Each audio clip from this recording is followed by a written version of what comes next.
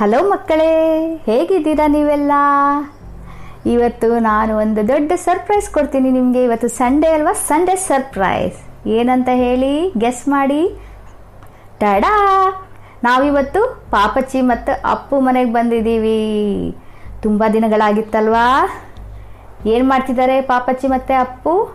ಅವರು ಕುಣಿತಾ ಕುಣಿತಾ ಹಾಡು ಹೇಳ್ತಾ ಇದ್ದಾರೆ. ಇವತ್ತು ಭಾನುವಾರ ಅಲ್ವಾ? ಇವತ್ತು ಭಾನುವಾರ, ಶಾಲೆಗೆ ಈ ದಿನ ರಜಾ, ನಮಗೆಲ್ಲ ತುಂಬ ಮಜಾ ಅಂತ ಹೇಳಿ ಕುಣಿತಾ ಕುಣಿತಾ ಹಾಡು ಹೇಳ್ತಾ ಇದ್ದಾರೆ.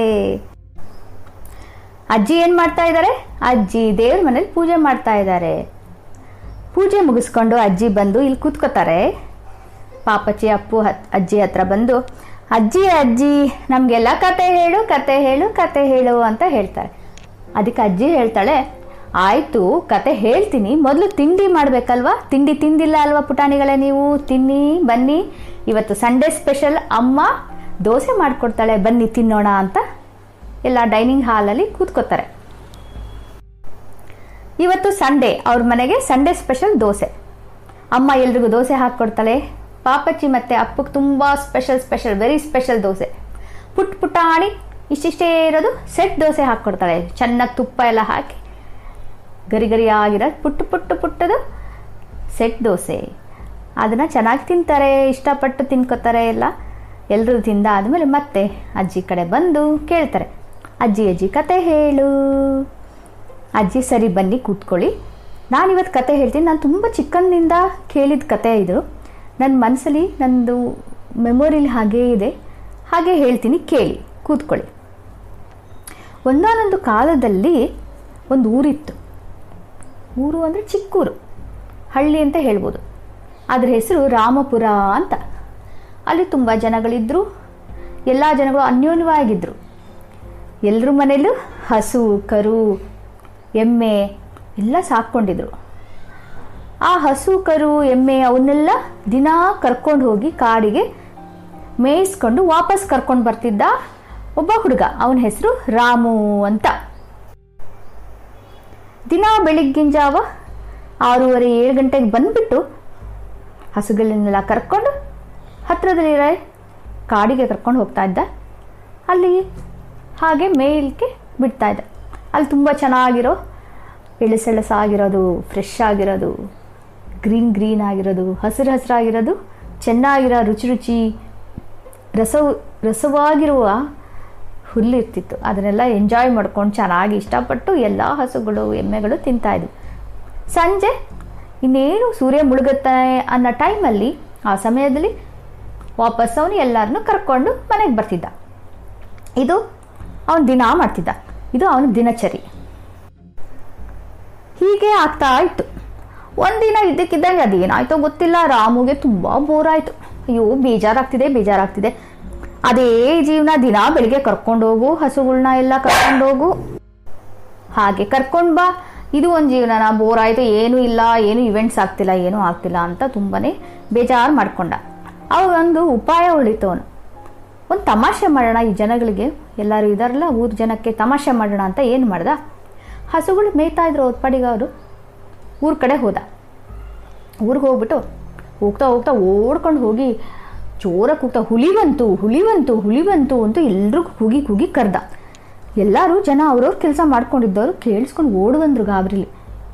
ಏನಾಯ್ತು ರಾಮು, ಏನಾಯ್ತು ಅಂತ ಕೇಳಿದಾಗ, ಹುಲಿ ಬಂತು ಚಿಕ್ಕಪ್ಪ, ಹುಲಿ ಬಂತು ನೋಡಿ, ದೊಡ್ಡಪ್ಪ ಹುಲಿ ಬಂತು ನೋಡಿ, ಇಲ್ಲಿ ನಂಗೆ ಗಾಬರಿ ಆಗ್ತಾ ಇದೆ, ಹಸುಗಳನ್ನ ಎಲ್ಲನೂ ತಿಂದಾಕ್ಬಿಡುತ್ತೆ, ಬನ್ನಿ ಏನಾದರೂ ಮಾಡಿ ಅಂತ ಗಾಬರಿಯಿಂದ ಎದುರು ಬಿಟ್ಕೊಂಡು ಕುಣಿತಾ ಹೇಳ್ತಾನೆ.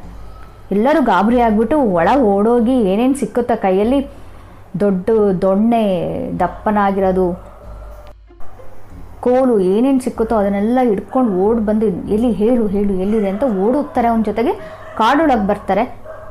ಅಲ್ಲಿನೇನು ಬರಬೇಕಾರೆ ಇನ್ನೂ ಎಂಟ್ರ್ ಆಗಬೇಕು, ಆವಾಗಲೇ ಕಾರೊಳಗೆ ಹೋಗಬೇಕು. ಆವಾಗ ಅವನು ಹೇಳ್ತಾನೆ, ರಾಮು ಜೋರಾಗಿ ನಗಕ್ಕೆ ಶುರು ಮಾಡ್ತಾನೆ. ಏನಾಯಿತು ಅಂದರೆ, ಸುಮ್ಮನೆ ತಮಾಷೆ ಮಾಡಿದೆ, ಇದು ತುಂಬ ತಮಾಷೆ ಮಾಡಿದೆ, ನಂಗೆ ತುಂಬ ಬೇಜಾರಾಗ್ತಾ ಇತ್ತು, ಅದಕ್ಕೆ ಟೈಮ್ ಪಾಸ್ ಮಾಡ್ಲಿಕ್ಕೆ ತುಂಬ ತಮಾಷೆ ಮಾಡಿದೆ ಅಂತ ಹೇಳ್ತಾನೆ. ಎಲ್ಲರಿಗೂ ಸಿಟ್ಟು ಬರುತ್ತೆ. ಒಳ್ಳೆ ಆಯ್ತಪ್ಪ, ಏನು ಹುಡುಗನೋ ಏನೋ ಅಂದ್ಕೊಂಡು ಬೈಕೊಂಡು ಹೋಗ್ತಾರೆ ವಾಪಸ್ಸು, ಮತ್ತೆ ಅವ್ರವ್ರ ಕೆಲಸ ಮಾಡ್ಲಿಕ್ಕೆ ಹೋಗ್ತಾರೆ. ಹೀಗೆ ಆಗುತ್ತೆ. ಮಾರನೇ ದಿನ ಮತ್ತೆ ಅವನಿಗೆ ಬೋರ್ ಆಗುತ್ತೆ. ಮತ್ತೆ ಏನು ಮಾಡ್ತಾರೆ, ಮತ್ತೆ ಅವ್ನು ಹುಲಿ ಬಂತು ಅಂತ ಹೇಳ್ಬಿಟ್ಟು ಜನಗಳಿಗೆ ಮತ್ತೆ ಎಲ್ಲ ಕರೀತಾನೆ. ಮತ್ತೆ ಅವರು ದೊಣ್ಣೆ ಕೋಲು ಎಲ್ಲ ತೊಗೊಂಡು ಬರ್ತಾರೆ, ದಪ್ಪಂದು ಏನೇನಿದೆಯೋ ಅದೆಲ್ಲ. ಮತ್ತೆ ಬಂದಾಗ ಅವ್ರು ಹೇಳ್ತಾನೆ ತಮಾಷೆ ಮಾಡಿದೆ ಅಂತ ಜೋರಾಗಿ ನಗಾಡ್ತಾನೆ. ಆಮೇಲೆ ಹೇಳ್ತಾನೆ ಸುಮ್ಮನೆ ಟೈಮ್ ಪಾಸ್ಗೆ ಅಂತ. ಸೊ ಮತ್ತೆ ಸಿಟ್ಟು ಮಾಡ್ಕೊಂಡು ಎಲ್ಲ ಮಾಡ್ಕೊಂಡು ಅವ್ನು ಬೈದು ಹುಡುಗ ಬುದ್ಧಿ, ಏನು ಬುದ್ಧಿ ಬರಲ್ಲ ಇವನಿಗೆ ಅಂದ್ಕೊಂಡು ವಾಪಸ್ ಹೋಗ್ತಾರೆ. ಹೀಗೆ ನಡೆಯುತ್ತೆ, ಸ್ವಲ್ಪ ದಿನ ಆಗುತ್ತೆ. ಮತ್ತಾದ್ಮೇಲೆ ಮತ್ತೆ ಬೋರ್ ಆಗುತ್ತೆ ಅವನಿಗೆ. ಸೊ ಮತ್ತೆ ಹಾಗೆ ಮಾಡ್ತಾನೆ. ಹೀಗೆ ಸುಮಾರು ಸಲ ಮಾಡ್ತಿರ್ತಾನೆ. ಸುಳ್ಳೆ ಹುಲಿ ಬಂತು ಅಂತ ಹೇಳೋದು, ಎಲ್ಲರೂ ಓಡ್ ಬರೋದು, ಇದಾಗೋದು, ಹೀಗೆ ಆಗುತ್ತೆ. ಹೀಗೆ ಇರುವಾಗ ಒಂದಿನ ಏನಾಗುತ್ತೆ, ದೊಡ್ಡದಾಗಿ ಹುಲಿ ಗರ್ಜನೆ ಕೇಳುತ್ತೆ ಅವನಿಗೆ ಕಾಡಿನಲ್ಲಿ. ಅಯ್ಯಯ್ಯಪ್ಪ, ನಿಜವಾಗ್ಲೂ ಹುಲಿ ಬಂದ್ಬಿಡ್ತಲ್ಲ ಅಂದ್ಕೊಂಡು ಗಾಬರಿಯಾಗಿ ಏನು ಅವನು ಫುಲ್ಲು ಎದ್ನೋ ಬಿದ್ನೋ ಅಂತ ಏನು ಜೋರಾಗಿ ಹೋಗಿ ಎದುರಿಸ್ರು. ಅವನಿಗೆ ಹೇಳೋಕ್ಕೆ ಬರ್ತಾ ಇಲ್ಲ, ಬಾಯಿ ಮಾತಾಡೋಕ್ಕಾಗ್ತಿಲ್ಲ. ಅಷ್ಟೆಲ್ಲ ಇದಾಡಿ ಎಲ್ಲರೂ ಬಾಗಿಲು ಬಡ್ದು ಅಂತೆಲ್ಲ ಹೇಳ್ತಾನೆ. ಏನಾಯಿತು ಅಂತ ಕೇಳಿದಾಗ ಅಯ್ಯೋ ಹುಲಿ ಬಂತು ಅಂತೆಲ್ಲ ಹೇಳ್ತಾನೆ. ಜನಗಳು ಉದಾಸೀನ ಮಾಡ್ತಾರೆ. ಅಯ್ಯೋ ಗೊತ್ತಲ್ಲ ಇವ್ನು ಸುಮ್ಮನೆ ತಮಾಷೆ ಮಾಡ್ತೀಯ, ನಂಗೆ ಗೊತ್ತು ನೀನೆಲ್ಲ ತಮಾಷೆ ಮಾಡ್ತೀಯ ಅಂತ ಹೇಳ್ಬಿಡ. ಏನಾದರೂ ಮಾಡ್ಕೊಂತೆಲ್ಲ ಹೋಗಿ ಅತಿ ಆಯಿತು ನಿಂದು, ಎಲ್ಲದಕ್ಕೂ ಒಂದು ಮಿತಿ ಇರುತ್ತೆ, ಇದು ತುಂಬಾ ಅತಿ ಮಾಡ್ತಾ ಇದೆಯಾ ಅಂತೆಲ್ಲ ಬೈದ್ಬಿಟ್ಟು ಹೋಗ್ತಾರೆ ಅವ್ರು ಕೆಲಸ ಮಾಡ್ಲಿಕ್ಕೆ. ಅವಾಗ ಅವನು ಇಲ್ಲ ನಿಜವಾಗ್ಲೂ ಹುಲಿ ಬಂತು ಅಂತಂದು ಅವ್ನು ತುಂಬಾ ಇದು ಮಾಡಿ ಉಸಿರು ಕಟ್ಕೊಂಡು ಮಾತಾಡೋಕ್ಕಾಗಲ್ಲ, ಅಷ್ಟು ಬಾಯೆಲ್ಲ ಒಣಗಿ ಅಷ್ಟೆಲ್ಲ ಮಾಡಿದಾಗ ಅವನ ಪರಿಸ್ಥಿತಿ ನೋಡ್ತಾರೆ. ಅಯ್ಯೋ ಹೌದಲ್ವಾ, ತುಂಬಾ ಬೇರೆ ಥರ ಇದೆ, ಮಾಮೂಲಿ ಹೇಳ್ದಕ್ಕೂ ಈಗ ಬೇರೆ ಥರ ಇದೆ, ನೋಡೋಣ ಅಂತ ಅಂದ್ಕೊಂಡು ಕೊನೆಗೆ ಅವರು ಅವನ ಜೊತೆಗೆಲ್ಲ ಕೋಲು ದೊಣ್ಣೆ ಎಲ್ಲ ಇಟ್ಕೊಂಡು ಹೋಗ್ತಾರೆ. ಹೋದಾಗ ಅಲ್ಲಿ ಕೇಳಿಸುತ್ತೆ ಅವರಿಗೆ, ಹುಲಿ ಗರ್ಜನೆ ಕೇಳುತ್ತೆ. ಆಮೇಲೆ ಎಲ್ಲ ಜನಗಳು, ತುಂಬ ಜನ, ಎಲ್ಲ ಊರ ಜನ ಎಲ್ಲ ಬಂದಿದ್ದು ಶಬ್ದ ಕೇಳಿ ಅದು ಹುಲಿ ಇಲ್ಲಿ ಹತ್ರ ಬರೋದಿಲ್ಲ, ಹಾಗೆ ವಾಪಸ್ ಹೊರಟೋಗ್ಬಿಡುತ್ತೆ. ಆಮೇಲೆ ಅವರೆಲ್ಲ ಹಸು ಇದನ್ನೆಲ್ಲ ಕರ್ಕೊಂಡು ಜೋಪಾನವಾಗಿ ಊರಿಗೆ ಕರ್ಕೊಂಡು ಬರ್ತಾರೆ. ಆಮೇಲೆ ರಾಮುಗೆ ಸರಿಯಾಗಿ ಬುದ್ಧಿ ಹೇಳ್ತಾರೆ. ನೋಡು ರಾಮು, ಹೀಗೆ ಸುಮ್ಮನೆ ನೀನು ಹುಲಿ ಬಂತು ಅಂತ ಹೇಳ್ಬಿಟ್ಟು ನಿಜವಾಗ್ಲೂ ಹುಲಿ ಬಂದಾಗ ನಮಗೆ ನಿನ್ನ ಮೇಲೆ ನಂಬಿಕೆನೇ ಬರಲಿಲ್ಲ, ಈಗ ಮುಂದೆ ಖಂಡಿತ ಮಾಡಿಕೊಡುದು ಅಂತಂದು ಹೇಳಿ ತಾಕೀತು ಮಾಡ್ತಾರೆ. ಅದಕ್ಕೆ ಆಯಿತು ಅವನು ಒಪ್ಕೋತಾನೆ. ಹೌದು, ನಾನು ತಪ್ಪು ಮಾಡಿದೆ, ಸುಮ್ಮನೆ ತಮಾಷೆಗೋಸ್ಕರ ಈ ಥರ ಎಲ್ಲ ದೊಡ್ಡದಾಗಿ ಈ ಥರ ಎಲ್ಲ ನಾನು ತಮಾಷೆ ಮಾಡಬಾರ್ದಿತ್ತು. ಆಯಿತು, ನನಗೆ ಬುದ್ಧಿ ಬಂತು, ಮುಂದೆ ಎಂದೂ ಹೀಗೆ ಮಾಡೋದಿಲ್ಲ, ನಾನು ನಿಮ್ಮ ನಂಬಿಕೆನ ಖಂಡಿತ ಉಳಿಸ್ಕೊಂಡು ನಾನು ಕೊನೆ ತನಕ ಚೆನ್ನಾಗಿ ಇದು ಮಾಡ್ಕೊಂಡು ಬರ್ತೀನಿ ಅಂತ ಹೇಳಿ ಎಲ್ಲರಿಗೂ ಇದು ಮಾಡ್ತಾನೆ, ಪ್ರಾಮಿಸ್ ಮಾಡ್ತಾನೆ, ಮಾತು ಕೊಡ್ತಾನೆ. ಕೇಳಿದ್ರಲ್ಲ ಮಕ್ಕಳೇ ಈ ಕತೆನ? ಏನು ಕತೆ, ಏನು ನೀವು ಕಲ್ತ್ರಿ, ಏನು ನೀತಿ ಕಲ್ತ್ರಿ, ಏನು ಪಾಠ ಕಲ್ತ್ರಿ ಹೇಳಿ ಮಕ್ಕಳೇ? ಅಪ್ಪು ಹೇಳ್ತಾನೆ, ನಾವು ಸುಳ್ಳು ಹೇಳಬಾರ್ದು. ಪಾಪಚ್ಚಿ ಹೇಳ್ತಾರೆ, ಆಮೇಲೆ ನಾವು ನಂಬಿಕೆಯಿಂದ ಇರಬೇಕು. ಒಂದ್ಸಲ ನಮ್ಮ ನಂಬಿಕೆ ಕಳ್ಕೊಂಡ್ವಿ ಅಂದರೆ ಜನಗಳು ಮತ್ತೆ ನಮ್ಮ ಮೇಲೆ ನಂಬಿಕೆ ಇಡೋದು ತುಂಬ ಕಷ್ಟ. ಗೊತ್ತಾಯ್ತಲ್ಲ ಮಕ್ಕಳೇ?